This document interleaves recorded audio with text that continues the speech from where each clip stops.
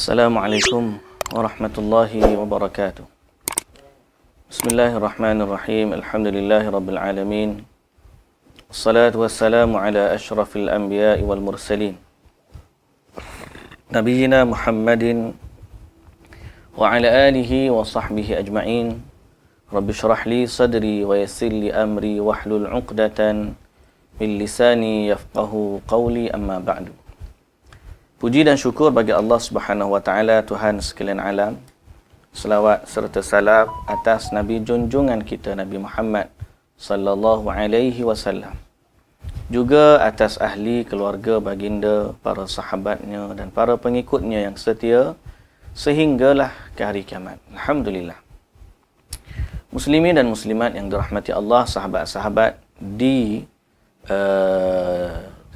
Telekom Malaysia, terutamanya Bukit Helwa, dan sahabat-sahabat yang lain yang turut sama mendengar kuliah kita pada tengah hari ini, yang mana kita hari ini nak sambung bacaan kita tentang kitab Talbis Iblis, tipu daya Iblis terhadap orang-orang yang rajin buat ibadat ataupun terhadap kefahaman-kefahaman agama yang disangka baik pada pandangan mereka, tapi sebenarnya menyimpang daripada petunjuk Nabi sallallahu alaihi wasallam yang sebenar. Dan inilah yang terfokus dalam kitab Talbis Iblis. Soal orang malas buat ibadat, orang ikut hawa nafsu, kaki judi, kaki zina, kaki joli, bunuh orang, rasuah dan sebagainya, itu kita maksiat yang sudah dikenali di kalangan orang sebagai maksiat. Kalau kita tanya, apakah seorang itu pergi hadir konsert Coldplay ke, dianggap dapat pahala? Semua kata, mana ada. Itu bukan sebahagian daripada, itu hiburan semata-mata. Kalau orang kata, apakah makan rasuah, judi, zina dapat pahala? Orang kata tak ada, mana itu maksiat kepada Allah Subhanahu wa taala. Yang menjadi talbis, tipu daya iblis ni ialah orang yang buat ibadat disangka dah dapat pahala, dan disangka ini perkara yang dianjurkan dalam agama. Tapi sebenarnya bila diteliti, dia bukan sebahagian dari agama. Akhirnya amalan mereka itu sia-sia. Mereka mengharapkan pahala, tapi sebaliknya mereka tidak dapat apa-apa. Kalaupun mereka kalau tiba-tiba buat sesuatu yang menyimpang daripada agama, boleh jadi satu kesalahan. Di sebalik pahala yang dikejar, tetapi dosa yang mereka dapat. Ini yang kita panggil talbis iblis. Jadi ramai orang dia nak kepada ibadat, tapi dia lupa ibadat ni adalah sesuatu yang kita persembahkan kepada Allah Subhanahu wa taala. Dan mesti kita menilai dengan neraca yang Allah Ta'ala bagi. Ibarat seorang murid atau pelajar, dia nak mendapatkan markah daripada gurunya, maka dia mestilah mengikut skema jawapan yang telah ditetapkan oleh gurunya itu. Kerana guru lah yang menggubal soalan, yang buat jawapan dan seumpama dengannya. Allah Maha Agung, Maha Tinggi, Maha Suci daripada dipersamakan dengan makhluk. Tetapi konsepnya kita boleh faham bahawa bila kita nak pahala dari Allah, maka kita kena ikut skema daripada Allah Subhanahu wa taala. Dan skema yang Allah Taala kehendaki, Allah wahyukan kepada Nabi-Nya Muhammad sallallahu alaihi wasallam. Justru apa yang Allah Taala nak terkandung dalam Al-Quran, terkandung dalam sunnah Nabi sallallahu alaihi wasallam. Para ulama mengkaji, menggali, meriwayatkan, menukilkan, menyampaikan agar kita sebagai orang Islam pada hari ini tetap berada di atas landasan yang kita panggil sebagai siratal mustaqim. Ihdinas siratal mustaqim. Siratal ladzina an'amta alaihim ghairil maghdubi alaihim waladdallin. Amin. Bila kita baca dalam ayat yang lain, Allah Ta'ala kata, wa innaka la tahdi ila siratim mustaqim. Sesungguhnya engkaulah wahai Muhammad yang menunjukkan kepada jalan yang lurus itu. Jadi kita tahu, kita faham, kita beriman bahawa kita mesti ikut Nabi sallallahu alaihi wasallam dalam rangka mencari keredaan Allah Subhanahu wa taala. Rajin buat ibadat tu bagus, tetapi dia belum cukup lagi syarat. Syarat amalan nak diterima oleh Allah Subhanahu wa taala ada dua. Yang pertama, buat itu ikhlas kerana Allah Subhanahu wa taala. Dan yang kedua, buat mengikut skema atau mengikut petunjuk ajaran Nabi sallallahu alaihi wasallam, kerana Allah telah mewahyukan kepada Nabi sallallahu alaihi wasallam apa yang dia inginkan. Dan Allah Subhanahu wa taala atau Nabi sallallahu alaihi wasallam telah bersabda dalam hadis, "Man 'amila 'amalan laisa 'alaihi amruna fahuwa raddun." Barang siapa beramal dan amalan tersebut tidak ada perintah daripada kami, maka amalan tersebut adalah tertolak. Itu kata Nabi sallallahu alaihi wasallam. Jadi kita kembali kepada kitab kita. Moga Allah terpandu, moga Allah memandu kita.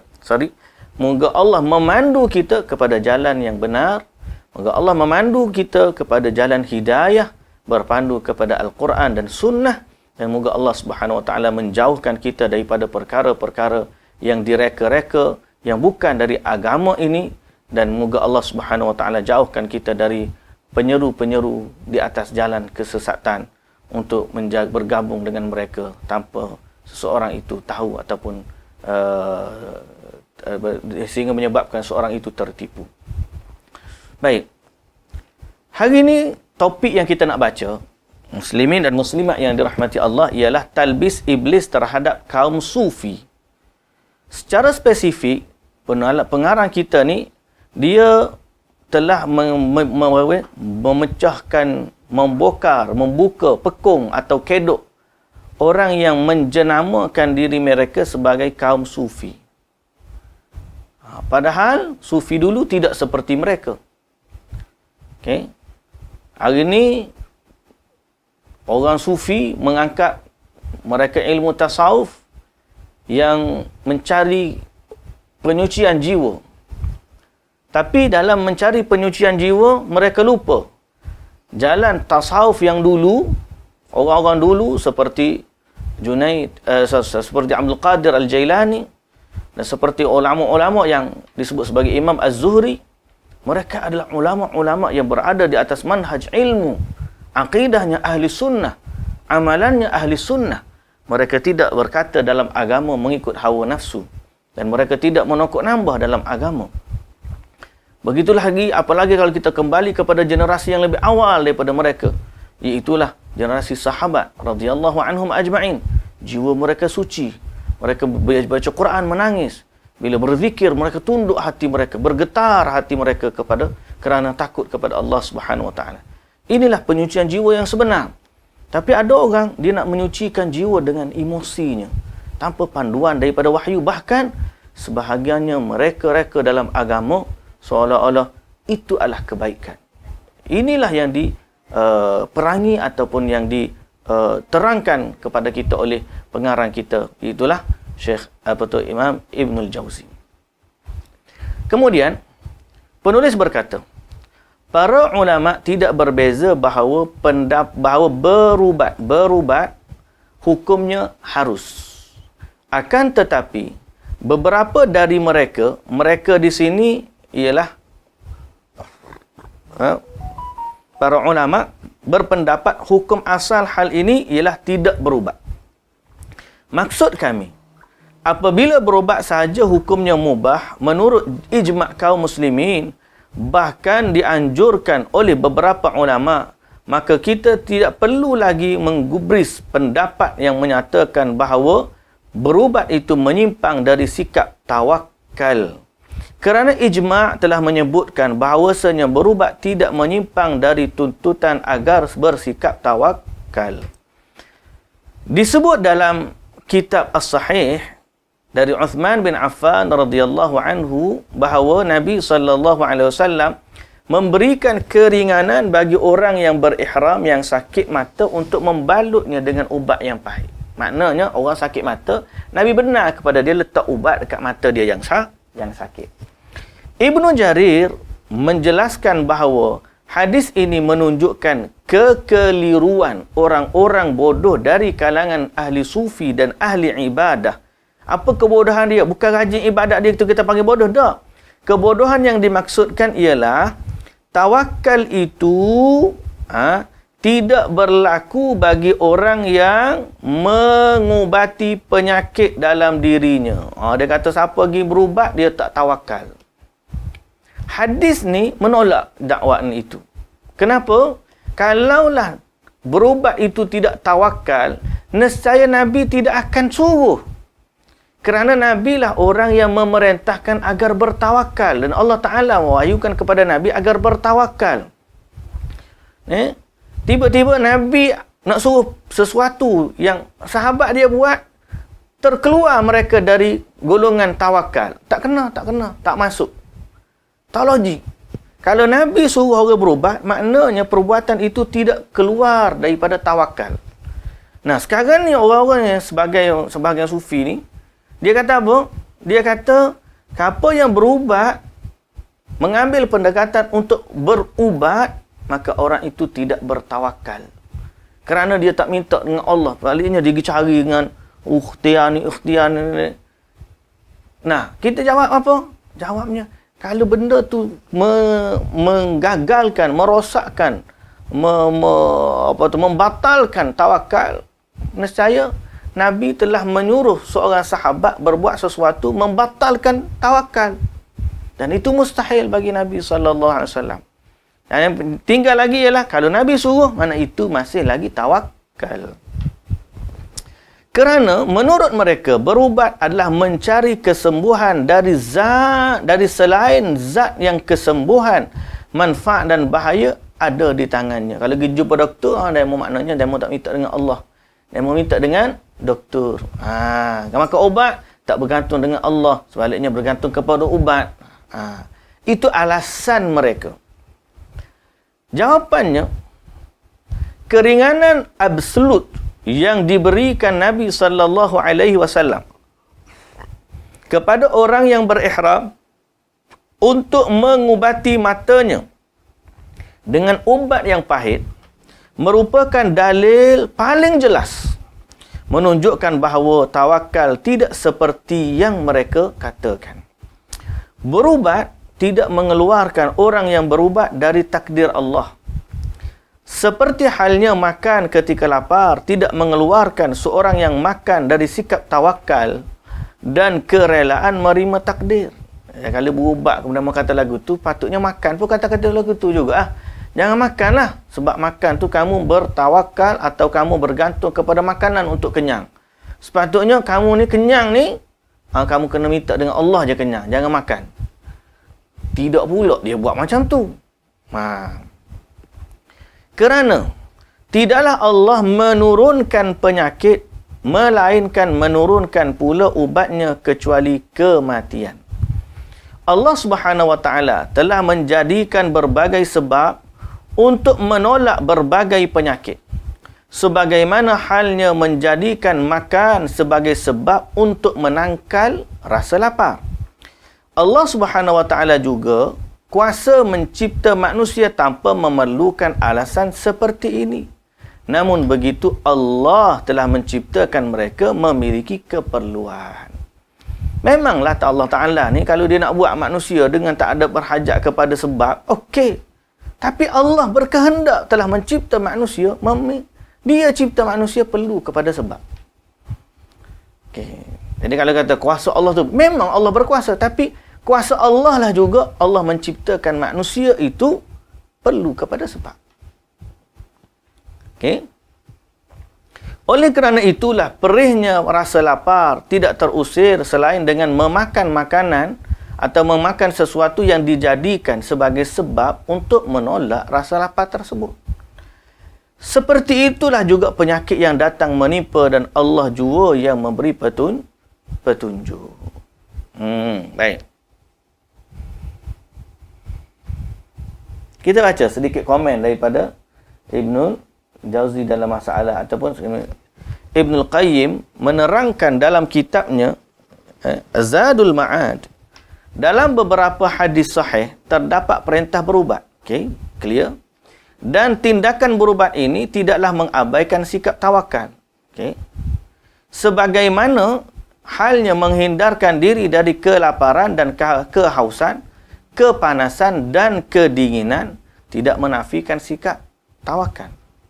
Justru hakikat tauhid tidak akan sempurna kecuali dengan melakukan usaha yang telah Allah Ta'ala tetapkan sebagai penentu hasil, baik menurut tinjauan hakikat maupun syariat.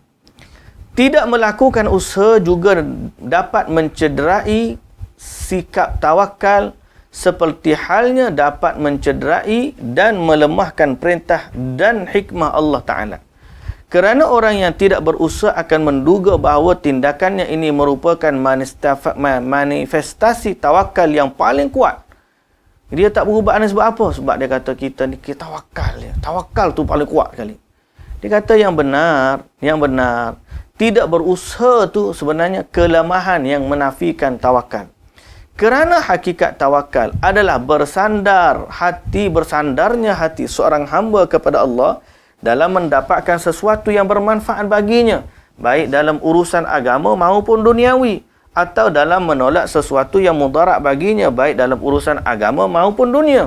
Akan tetapi bersandarnya hati kepada Allah ini haruslah disertai dengan usaha. Kerana apabila tidak disertai dengan usaha, sikap ini boleh mengakibatkan terinduksinya hikmah dan syariat ilahiyah. Berdasarkan hal di atas, seorang hamba tidak boleh menjadikan kelemahannya sebagai tawakal atau sebaliknya menjadikan tawakalnya sebagai kelemahan. Saya berkata penjelasan Ibn Qayyim ini merupakan penjelasan yang baik dalam permasalahan sepenting ini. Semoga Allah Ta'ala melimpahkan rahmatnya ke atas baginda dan memberi balasan terbaik atas dedikasinya bagi umat Islam dan kaum muslimin. Baik. Jadi dalam ayat ni jelas kepada kita bahawa Ibnul Qayyim tersebut Allah takdirkan kita memang macam tu. Kita kena usaha untuk dapat. Memang takdir tu akan dapat, tapi dia disertai dengan usaha. Ibarat kata makan tadilah, kalau Allah Ta'ala kena tulis lapar, kau kena makan, kenyang, kena ada sebab untuk kenyang. Tak ada orang tu tiba-tiba bila Allah Ta'ala tulis kenyang, dia pun mari duduk kat rumah dia dalam keadaan lemah, lapar. Tiba-tiba rasa perut dia kenyang. Lepas tu dia esok pun tak makan lagi, tawakal. Tiba-tiba buat tak ada. Itu bukan maksud itu bukan konsep yang dimaksudkan dalam agama. Jadi kita tahu berubatlah. Ikhtiar. Boleh jadi ubat kita tu sebenarnya tak belah mana. Tapi kerana ikhtiar kita ada, kemudian doa kita pula kuat, maka Allah Ta'ala boleh jadikan dia sebab untuk Allah Ta'ala sembuhkan. Maha suci Allah daripada disifatkan dengan kelemahan. Allah ni dia yang suruh tawakal dan dia juga yang suruh mengambil sebab. Dia suruh tawakal dan dia juga suruh mengambil sebab. Sebagai contoh, kita perang Palestin ni. Kita doalah kepada Allah Subhanahu Wa Taala. Betul doa tu. Tapi jangan pula ada seorang tu dia kata duduk nantilah kita tunggu saja. Nanti Islam akan menang, nanti kita tunggu tengok je. Jadi kalau tunggu tengok saja tu, tidak tawakal tu dia panggil tu. Doa salah satu lah, cuma ikhtiar tu kena ada lah. Baik. Bab yang seterusnya, talbis iblis atas sufi terkait sikap meninggalkan solat Jumaat dan solat berjamaah dengan dalih menyendiri ataupun melakukan uzlah. Dia gini, orang sufi ni dia ada satu ritual, dia panggil uzlah ataupun bersuluk. Dia duduk dalam tempat dia tu selama 40 hari ataupun berapa hari, berapa bulan lah, 40 hari ke berapa bulan ke, dia duduk je situ. Dia dia buat ritual dia lah. Bertapa. Dia bertapa. Kononnya mari rimau lah, mari apa nak uji kesabaran tu geng-geng silap. Ni geng-geng ahli ibadat ni ada setengah tu. Dia siapa kata waktu dia bersuluk ni dia dah naik sampai langit ke-7. Dia sampai naik langit ke-7, kita pun tak tahu lagi lagu mana dia pergi sampai naik langit ke-7 tu. Sampai ke Sidratul Muntaha pun ada. Nah, jadi dia pergi duduk situ. Implikasi daripada perbuatan tersebut, dia tidak solat berjamaah sebab dia tak keluar daripada tempat dia tu. Yang kedua, lebih berat lagi, dia tak pergi solat Jumaat. Jumaat pun tak pergi, yang merupakan fardu ain perhimpunan kaum muslim pun dia tak pergi juga. So, ini sebahagian talbis iblis. Dia nak cari bab suluk, tapi dia tinggalkan solat fardu dan solat Jumaat. Baik. Penulis rahimahullah berkata, para salaf terbaik memang lebih memilih uzlah dan menjauhkan diri dari orang-orang agar mereka dapat menyibukkan diri dengan ilmu serta ibadah. Akan tetapi uzlah mereka bersendiri, tapi tidak sampai mereka buat meninggalkan solat Jumaat dan solat berjamaah. Bahkan ada yang sampai mereka ni pergi ziarah orang sakit, menghadiri Jumaat. Maknanya mereka duduk dalam masyarakat. Bukan duduk bukit sana, duduk sendiri je. Atau pergi duduk tempat dia tertentu beruzlah situ sampai 40 hari. Tak ada. Sahabat-sahabat dulu umum.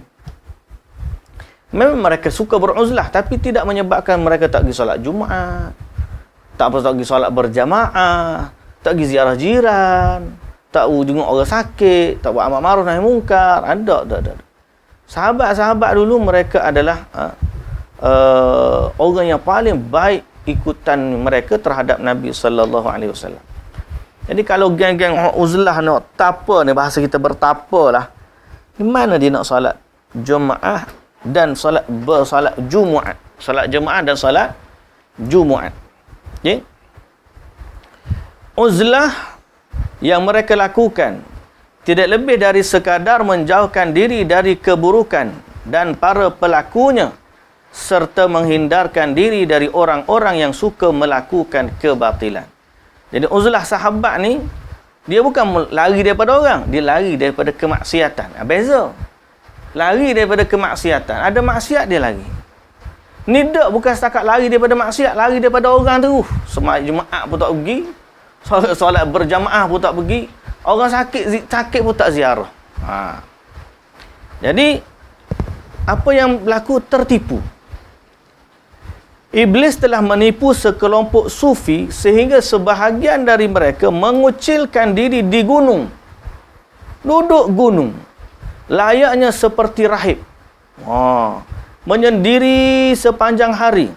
Sampai-sampai meninggalkan solat Jumaat, solat berjamaah, dan tidak membaur, yakni tidak bergaul dengan ahli ilmi, para ulama. Duduk situ. Hadis tak baca, hukum fiqh tak tahu mana, kadang-kadang asas fardu ain pun tak lepas lagi. Macam mana tata cara wuduk yang sempurna, macam mana mandi yang sempurna, macam mana salat yang sempurna, macam-macam bacaan Fatihah yang sempurna, zikir-zikir mengikut sunnah. Yang tu pun tak lepas, tiba-tiba nak pergi nak test. Ada seorang tu, dia datang dengan watuk ustaz, pakai serban, pakai jubah, siap ada ridak lagi. Tapi bila orang tolak dia jadi imam, orang mufarakah daripada dia. Pasal teruk bacaan dia. Tapi orang ni kata, jangan cerita. Kalau buat cerita ni macam ni, dia ni ahli sufi, dia ni ahli ibadat, dia ni gini-gini, orang lain ni sesak. Dia ni orang panggil betul dengan ridak, dengan apa, cukup lekat pakaian. Tapi bila ni kisah benar ni, bila ada orang tolak dia jadi imam, ni imam tu dia nak muliakan lah orang ni datang dengan watak ustaz ni. Ni imam tu sendiri kat saya cerita ni. Dia kata, ustaz, ada orang dia mari pak kita, saya pun tengok dia ni pakai serban, pakai jubah, pakai apa, saya tolaklah dia jadi imam. Dia ni imam, dia tolak pasal dia nak menghormati ustaz ni, menghormati ulama. Tiba-tiba dia kata, kawan tu semayang ustaz, saya mufarakah sebab saya rasa Fatihah dia baca tak betul. Ya Allahu Akbar. Siapa begitu? Ini adalah kepincangan. Tengok macam mana dia berbahas soal benda-benda tinggi, khilaf ulama begini-gini, meluruskan kefahaman lah konon-kononnya. Tiba-tiba dalam bab asas fardu, orang panggil asas fardu ain, dia kena betulkan Fatihah, dia tak pas bab tu. Ini dipanggil talbis iblis. Jadi dia ni tak semayang. Ada sebahagian tak semayang Jumaat, tak semayang Jumaat, tapi dia kaya biji tasbih, jangan kira tu panjang tu, zikir. Solat Jumaat tak pergi, solat jemaah tak pergi, orang sakit tak ziarah, pengaji Quran tak pergi, majlis ilmu tak pergi, duduk sibuk je dengan. Akhirnya mereka telah menjadi sekelompok orang yang beramal dalam kejahilan. Dia lupa ilmu itu sendiri adalah ibadah. Mencari ilmu itu sendiri adalah ibadah. Kerana kita mencari sesuatu yang Allah Ta'ala wahyukan. Harta perbendaharaan yang Nabi wariskan, itulah ilmu. Umumnya mereka mengucilkan diri di tempat-tempat perkumpulan kaum masing-masing, sehingga mereka tidak pergi ke masjid. Enak-enakan di atas hamparan nan nyaman, juga tidak bekerja. Sebahagian siapa tak pergi kerja, duduk bersuluk. Kerja tu ibadat. Buat balik rezeki halal kepada keluarga tu ibadat. Bagi nafkah kepada isteri anak-anak tu ibadat. Sama ada bagi transfer bank in, kau buat klik nasi rumah, kau bagi beli pisang goreng, kau balik rumah, kau beli apa, kau balik rumah, kau isteri makan, anak-anak makan, ibadat. Nak kena tahu ilmu. Ni duduk zikir je, anak bini kat rumah tak tahu macam mana urusan dia. Duduk atas hamparan sejadah dia duk main zikir, tasbih. Anak ini tak tahu mana tunggang langgang. Itu bukan cara yang diajarkan oleh Islam. Okey. Jadi jangan sampai tertipu. Abu Hamid Al-Ghazali menerangkan dalam kitab Al-Ihya, tujuan olah jiwa, yakni riyadah, iaitu mengosongkan hati, dan ini hanya boleh dilakukan di tempat gelap. Imam Ghazali ni dia sebahagian daripada kumpulan-kumpulan yang cenderung kepada amalan-amalan macam inilah. Abu Hamid menjelaskan, jika tempatnya tidak gelap, maka ia dilakukan dengan menutupi kepala dengan jubah atau menyelimuti dengan kain atau sarung. Dia duduk pakai kelubung tu, duduk dalam gelap. Walaupun tempat tu tak gelap, tapi dia tu berada dalam kegelapan, berasa macam gelap, duduk dalam zikir. Dia kata pasal nak kosongkan hati. Dalam keadaan seperti inilah dia boleh mendengar panggilan Al-Haq, yakni Allah, dan menyaksikan keluhuran rububiyahnya. Kata penulis, perhatikanlah urutan-urutan itu. Anehnya, bagaimana mungkin urutan-urutan itu muncul dari mulut seorang faqih yang alim. Nampak? Ibnul Jauzi puji Imam Al-Ghazali. Dia kata faqih, dia kata alim, ya dalam bab fiqh, tapi dalam bab ni kata dia telah terpengaruh dengan pendekatan yang sebegini. Padahal perkara ini tidak disunnahkan oleh Nabi SAW. So kita tahu, kita tidak menolaknya secara keseluruhan, tapi kalau dalam bab-bab yang betul bersamaan dengan Quran dan Sunnah, kita ambil. Dan seandainya bertentangan dengan kalam wahyu, bertentangan dengan apa yang wahyu suruh bagi tahu, dan apa yang para ulama buat berdasarkan wahyu, kalau dia bertentangan, maka kita tinggalkanlah dia. Allahul musta'an. Dari mana dia tahu bahawa seruan yang didengarnya itu adalah seruan al-haq? Dari mana dia tahu bahawa yang disaksikannya adalah keluhuran rububiyah? Apa yang boleh memastikannya bahawa yang dia benar rasakan bukanlah was-was ataupun khayalan, dan khayalan tidak benar. Dia orang sufi ni, dia bila-bila tu dia kadang-kadang dia mari dia rasa nampak Nabi. Kadang-kadang dia mari nampak benda-benda pelik, nampak. Ada setengah-setengah orang tu, jadi dia kata dia nampak Nabi, boleh cakap dengan Nabi. Ada boleh cium bau wangi, ada boleh rasa sentuhan. Keadaan seperti ini merupakan fenomena yang muncul akibat makan terlalu sikit. Tapi dia waktu dia pergi tapa tu, dia bawa makanan sikit. Makan bertih jagung sebiji atau berapa biji sehari. 7 biji. 7 biji sehari lah contohlah, kita kata, kita pun tak tahu. Tapi sebenarnya bila duk makan tu, makin lama makin lapar, akhir sekali wujudlah halusinasi kerana rasa lapar tersebut.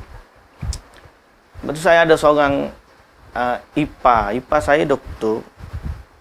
Dia sambung hari tu dalam bab psikologi.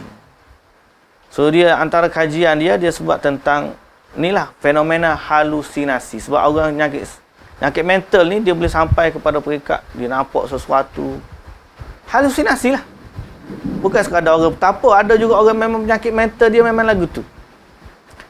Dia jumpa dengan pensyarah atau pakar lagi tinggi daripada dia. Dia kata halusinasi ni tahap mana boleh berlaku? Mana tahap nampak bayangan saja ke? Atau tahap boleh sampai dia dengar suara?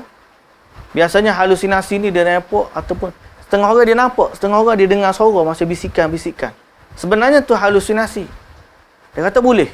Ada tak sampai peringkat dia boleh cium bau? Halusinasi. Dia nampak orang, dia rasa datang harum. Padahal wangi yang tak ada. Tapi dia bau harum.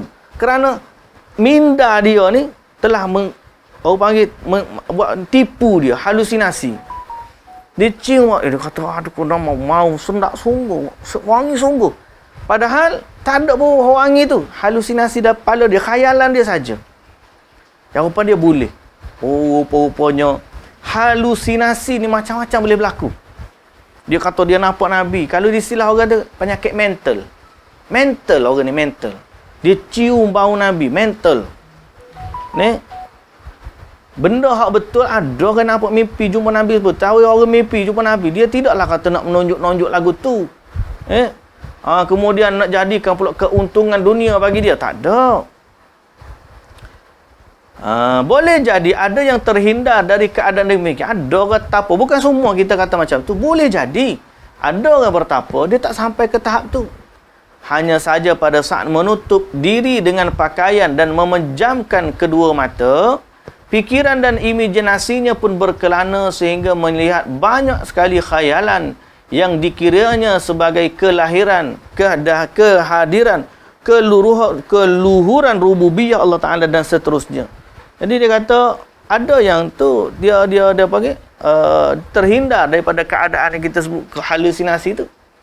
Tapi saat tutup diri dengan pakaian pejam dua mata, fikiran dia pun mula berkelana, dia pun bayangan.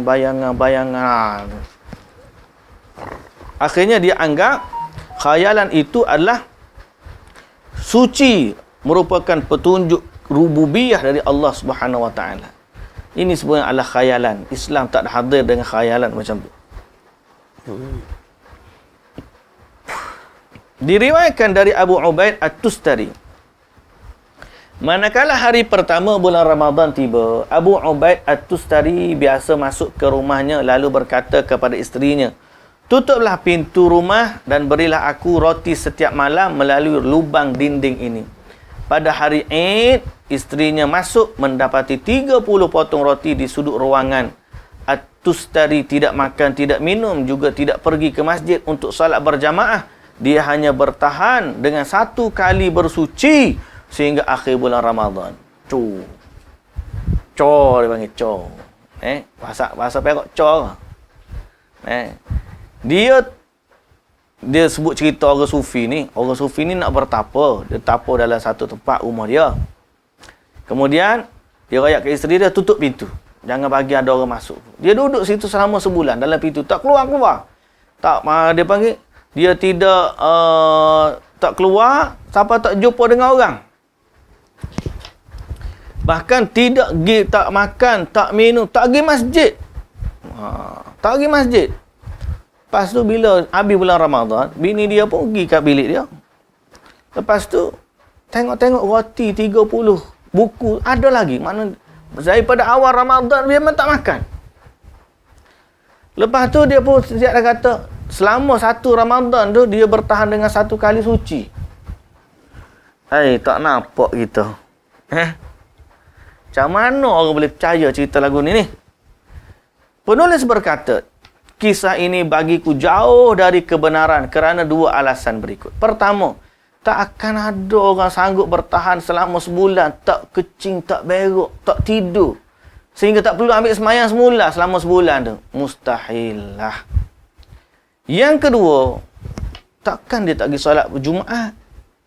Bukankah solat Jumaat tu hukumnya wajib? Jadi nak cari Tuhan dalam masa yang sama langgar perintah Tuhan. Tak nyambung orang Indonesia kata. Enggak nyambung pak. Enggak nyambung, tak masuk, tak tally. Tak tally. Nak cari redha Tuhan. Tapi akhirnya buat benda yang Tuhan larang. Tak sambung. Nak dapat penyucian jiwa.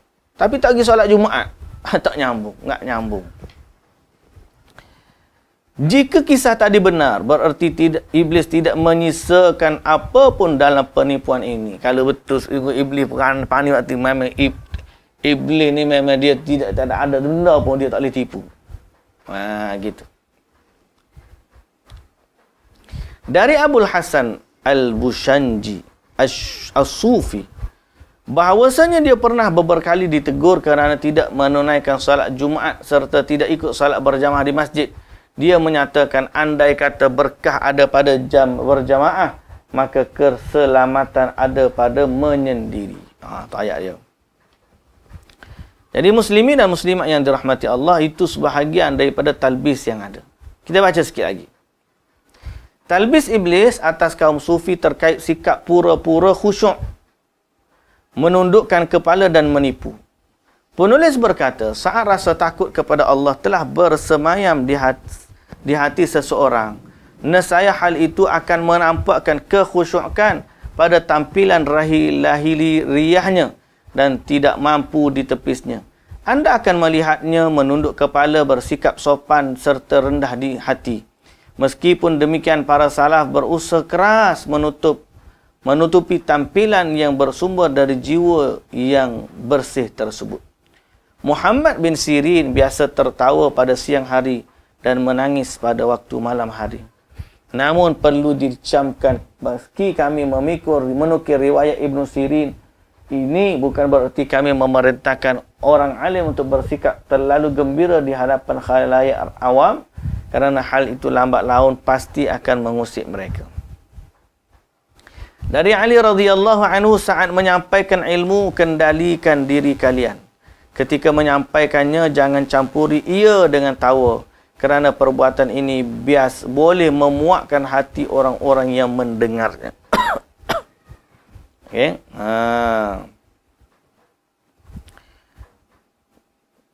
Sikap seperti ini bukan riak. Sikap seperti ini bukan riak. Sikap pura-pura khusyuk dan menundukkan diri kepada Allah Subhanahu wa taala. Jadi Muhammad bin Sirin pun ada waktu dia tunduk kepada Muhammad Ibn Sirin ada waktu dia pada siang hari dia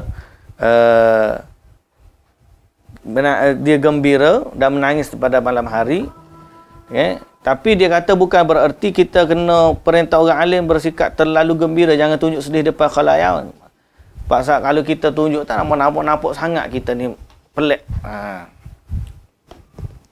Dari Ali radhiyallahu anhu, saat menyampaikan ilmu, kendalikan diri kalian. Ketika menyampaikannya, jangan campuri ia dengan tawa, kerana perbuatan ini boleh memuakkan hati orang yang mendengarnya. Sikap seperti ini bukan riak. Akan tetapi hati orang-orang awam terlalu polos untuk dapat memahami sikap seorang alim. Maka dia tidak boleh permisif terhadap hal-hal mubah. Dengan kata lain, selayaknya ulama menghadapi khalayak dengan sikap anggun dan santun. Adapun yang tercela adalah berpura-pura khusyuk, menangis dan menundukkan kepala agar dipandang sebagai seorang zuhud oleh orang awam, sehingga mereka berebut untuk berjabat tangan, bahkan mencium tangannya. Lebih jauh, mungkin saja ada seorang dari mereka yang meminta kepadanya, tolong doakanlah kami. Lalu dia pun mendoakannya, seakan-akan doanya pasti tidak dikabulkan.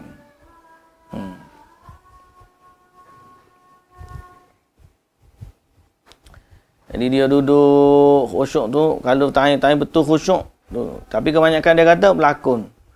Tiba kalau ada anak dia pun mari minta tolong, dia pun doa pun dalam ada sambil lewa.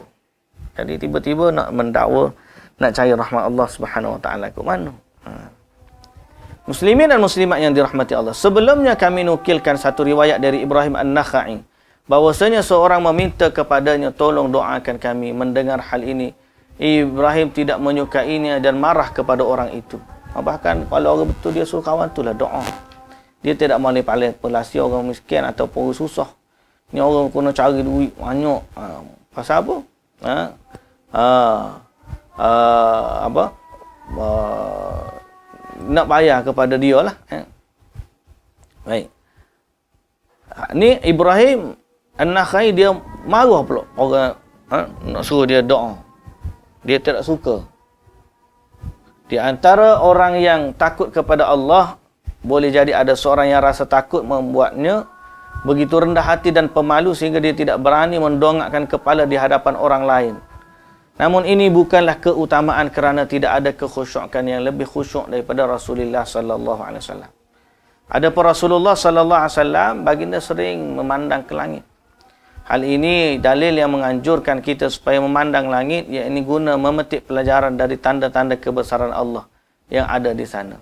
Allah Subhanahu wa taala berfirman, afalam yanzuru ila samai fawqahum kaifa badainaha wa zayyanaha wa ma laha min furuj. Surah Qaf ayat yang ke-6. Maka tidaklah mereka memerhatikan langit yang ada di atas mereka, bagaimana cara kami membangunkannya dan menghiasinya, dan tidak terdapat retak-retak sedikit pun. Allah Ta'ala kata, unzuru madza fis samawati wal ard. Perhatikanlah apa yang ada di langit dan juga di bumi. Mereka juga menambahkan isyarat tashbih, yakni menggunakan menyerupakan Allah dengan makhluk yang jelas bid'ah. Andai kata mereka tahu bahawa menundukkan kepala kerana malu kepada Allah sama saja dengan mendongakkannya, tentu mereka tidak melakukan hal itu. Namun apa yang boleh dikatakan, iblis telah mengelabui orang-orang bodoh ini yang tugas utamanya memang mempermainkan mereka. Baik, sementara itu para ulama, iblis jauh dari mereka. Bahkan mereka merasa takut terhadap mereka, kerana mereka mengetahui dan memahami serti apa sepak terjangnya, dan mereka menjauhi segala bentuk tipu daya musuh abadi manusia ini. Dari Abu Salamah bin Abdurrahman, dia berkata, sahabat-sahabat Rasulullah sallallahu alaihi wasallam tidak menyimpang dan tidak pula lemah. Mereka biasa menyenandungkan baik-baik syair di majlis-majlis mereka dan menyebut-nyebut kenangan masa jahiliyah. Namun apabila salah seorang dari mereka tersinggung lantaran satu hal yang terkait dengan urusan agamanya, maka kelopak matanya berputar-putar seakan dia orang gila. Dinukil dari Umar Al-Khattab radhiyallahu anhu bahwasanya pada satu ketika dia melihat seorang pemuda tunduk kepala. Umar pun berseru, "Hei pemuda, angkat kepala." Khusyuk yang hakiki tidak lebih dari apa yang ada dalam hati. Khusyuk sebenarnya duduk di hati, bukan duduk di penampilan tu. Ya, siapa saja yang menampakkan kekhusyukan melebihi apa yang ada dalam hatinya, itu berarti dia sedang mempertontonkan kemunafikan atas kemunafikannya. Dari Asim bin Kulayb Al-Jarmi, dia bertutur, ayahku berpapasan dengan Abdurrahman bin Aswad yang sedang berjalan kaki. Ketika berjalan, Abdurrahman biasa berjalan sejajar dengan tembok seraya menampakkan kurusnya seperti ini. Abu Bakar sedikit memiringkan leher, lalu ayahku, yakni Abu Malik, berkata, setiap berjalan, mengapa ku selalu berjalan sejajar dengan tembok? Demi Allah,